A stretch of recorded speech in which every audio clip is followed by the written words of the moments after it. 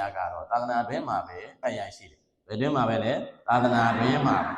အဲ့ဒီသာသနာတွင်ဆိုတာလေအခုက2560တဲ့ဘာညာဒါသာသနာတွင်ဆိုတာတက္ကရာကိုမှတ်လိုက်တာတကယ်တော့အဲ့ဒီထဲမှာကိုကဘာမှမလုပ်ဘူးဆိုကြပါစို့အဲ့ဒီ2500အခု60နဲ့ဘယ်လောက်လဲမသိ69အဲ့ဒီ2569မှာအခုထားပါတော့2560လောက်ကပဲစတွေ့ခဲ့တယ်ပဲထားပါတော့2550လောက်ကပဲတွေ့တယ်ပဲထားပါတော့ဟိုဘက်က1000တော့ကိုနဲ့မဆိုင်ခဲ့ဘူးလေ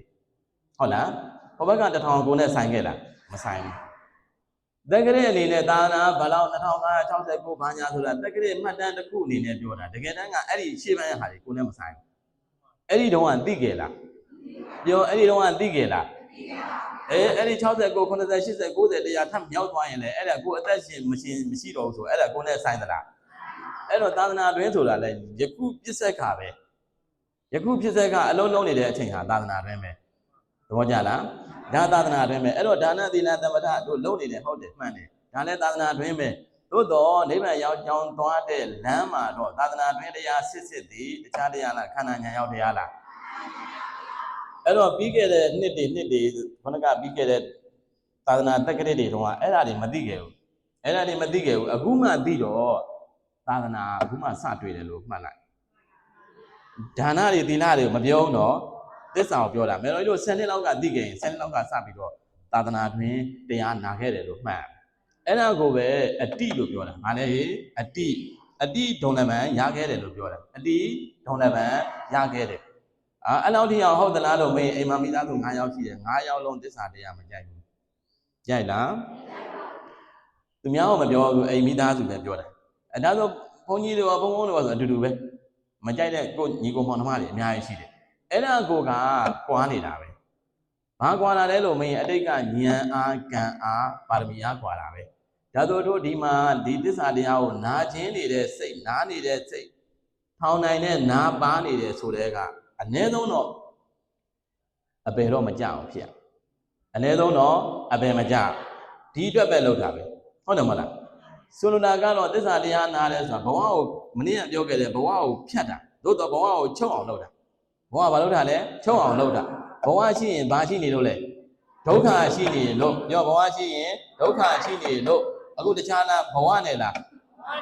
ဘဝဆိုတော့အဲ့ဒီခုနကတက်ရိုက်ပြောပါလေဒုက္ခအခုတခြားလားဒုက္ခလားအခုတရားဟောတရားလားတခြားနဲ့လားဒုက္ခနဲ့လား